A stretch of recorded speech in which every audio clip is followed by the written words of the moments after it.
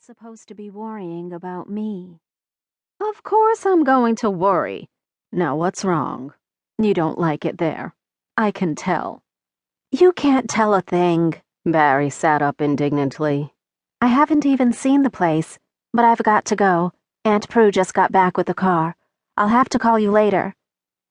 It was only a little lie. It slipped out without Barrie's permission, but the weight of it settled around her shoulders when they'd said their goodbyes. What if her aunt never came? Barrie couldn't call Mark back and tell him she had lied. She refused to let that be one of the last conversations they ever got to have. All right, fine. She would find the place by herself. And once she got there... No, she wouldn't think of that just yet. Aunt Prue had to let her stay long enough to finish high school. That was all there was to it. There were no other relatives to take her in. The thought finally pushed Barrie to her feet. She wobbled briefly on the skyscraper sandals Mark had talked her into wearing that morning for extra confidence. Towing her luggage behind her, she stepped through the exit door into a curtain of humidity that made her long yet again for San Francisco. A dispatcher materialized beside her. "Cab, miss?" "Yes, please." Barrie blew a wilting strand of blonde curls from her eyes. The dispatcher waved a taxi to the curb. Barrie slid into the back while the driver loped around to stow her suitcases. The trunk slammed closed, the cab shook, and rocked again when the driver wedged himself behind the wheel. "So where are we going?" he asked, studying her in the rear-view mirror. "Watson Island." "That's a good hour, depending on traffic."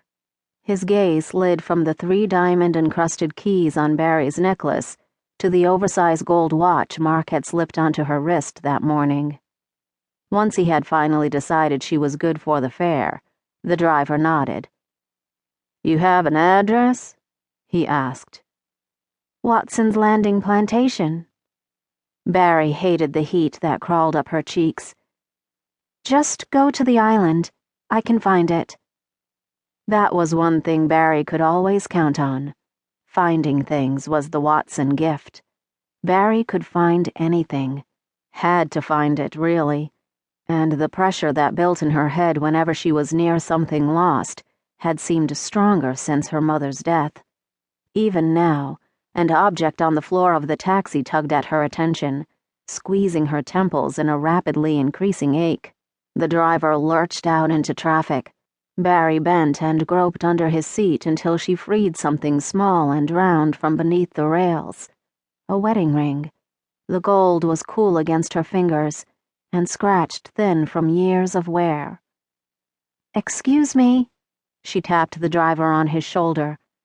"Is this yours?" He turned, and a grin split his face. "I thought I'd never see that again. Lord, thank you. Thank you." Barrie dropped the ring into his palm and sighed at the familiar click in her head, like a puzzle piece snapping into place. The pressure vanished. The cab gathered speed. Barrie rested her cheek against the window. Miles of sky and saltwater marsh sped past, interrupted by stands of pines swathed in palmetto skirts, and houses buffered by masses of pink and yellow flowers. Even in June, San Francisco cloaked itself in cool, protective layers of fog. But here, the landscape overwhelmed her like the crowds at the airport. It was all too open, too bright, too much. She distracted herself from her nerves by imagining how she would paint the scenery, in bold, broad strokes with lots of white, and that made the time pass faster. Almost before she knew it, before she was ready, the cab drove over the bridge to Watson Island. "Can't be long now," the driver said. "There's a signpost for the plantation there." According to the arrows, the town of Watson's Point was to the left, and Watson's Landing was to the right. The driver nosed the cab onto a road shadowed on both sides by trees dripping Spanish moss. They drove a few miles before crossing a shallow creek via a smaller wooden bridge, and immediately a historical marker stood at the edge of a